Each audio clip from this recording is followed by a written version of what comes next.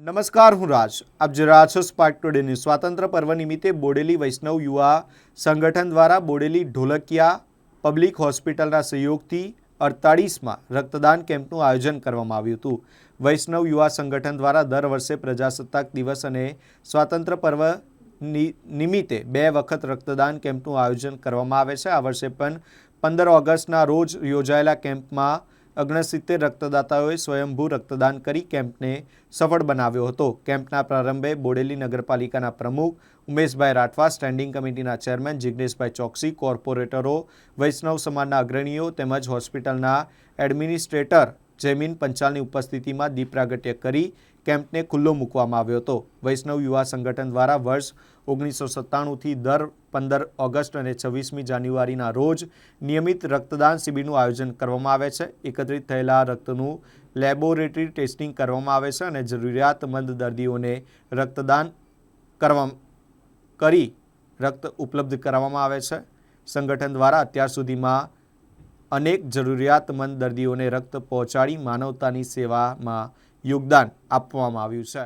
વિપો વૈષ્ણવ યુવા સંગઠન બોડેલી દ્વારા બોડેલી ઢોકલિયા પબ્લિક હોસ્પિટલના સહયોગથી અને જનશક્તિ યુવક મંડળ ખોડિયાર ચોકના સહયોગથી દર વર્ષે 15 ઓગસ્ટ અને 26મી જાન્યુઆરીએ બ્લડ ડોનેશન કેમ્પનું આયોજન બોડેલી ઢોકલિયા પબ્લિક હોસ્પિટલમાં કરવામાં આવે છે.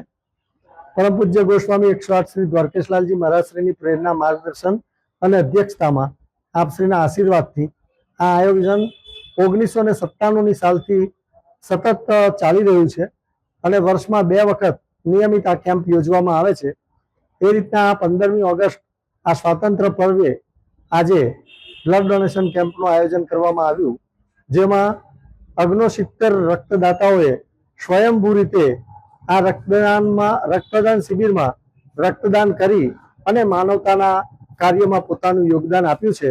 આ મહાયજ્ઞમાં જે કોઈ રક્ત એકત્રિત થાય છે એ રક્ત આપણે જરૂરિયાતમંદ દર્દીઓ સુધી દર વર્ષે પહોંચાડવામાં આવે છે અને અનેક દર્દીઓ સુધી અત્યાર સુધીમાં અમારા કાર્યકર્તાઓ દ્વારા જ્યારે પણ જરૂર પડી છે ત્યારે હોસ્પિટલ સુધી પહોંચીને પણ બ્લડ પહોંચાડવામાં આવે છે.